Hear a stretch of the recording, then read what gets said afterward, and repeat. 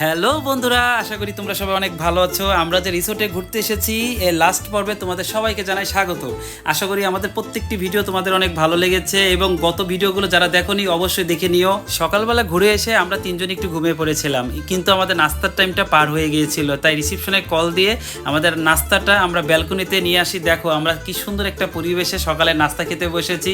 রিসোর্টের পরিবেশটা অনেক সুন্দর, আর তার সাথে দেখো আমাদের সকালের ব্রেকফাস্ট। আমাদের নাস্তা খাওয়াটাও শেষ হয়ে গেল, তারপরে চাটাও একটু খেয়ে নিলাম, কারণ আমাদের রুম ছাড়ার টাইম হয়ে গেছে, কারণ চেক আউট টাইম ছিল সকাল 10টায়, এর মাঝে 10:30 বেজে গিয়েছিল। তারপরে দেখো আমরা রিসেপশনে চলে এসেছি, পেমেন্ট আমি সব ক্লিয়ার করে দিলাম।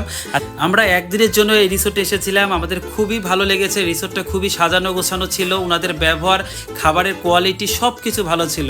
আর এই যে দেখো এই সিএনজিওয়ালা নারায়ণগঞ্জ থেকে আমাদেরকে নিয়ে এসেছিল, আবার আজকে আমাদের নেওয়ার জন্য চলে এসেছে, কারণ সিএনজিওয়ালা আমার খুবই পরিচিত একজন মানুষ। ভাইকে আমি কল করে বলে দিয়েছিলাম ঠিক 10টার ভিতরে আসার জন্য, ঠিকই উনি 10টা 10:15 ভিতরে আমাদেরকে নিতে চলে এসেছিলো। এই যে দেখো আমরা চলে যাচ্ছি, খুবই ভালো একটা সময় কাটলো। যাওয়ার পথে হঠাৎ করে মনে পড়লো যে মুন্সিগঞ্জের দইটা তো আমি খুব ভালো খাই, এই যে সাদা দইটা এত ভালো হয় মুন্সিগঞ্জের, তাই আমি এবার লোহজং বাজার থেকে এই দইটা কিনে নিলাম। এই দইটা অনেক টেস্টি। দইটা কিনা হয়ে গেলে তারপর আমরা আস্তে আস্তে নারায়ণগঞ্জে চলে আসি। আর যাই হোক, আমার সকল বন্ধুকে জানাই অনেক ধন্যবাদ, কারণ আমাদের প্রত্যেকটা ভিডিওতে তোমরা সুন্দর সুন্দর কমেন্ট করো, এর জন্য আমার উৎসাহ বাড়ে ভিডিও বানানোর জন্য। তোমরা সবসময় আমার পাশে ছিলে, থাকবে, এটাই আমি তোমাদের কাছে সবসময় আশা করি।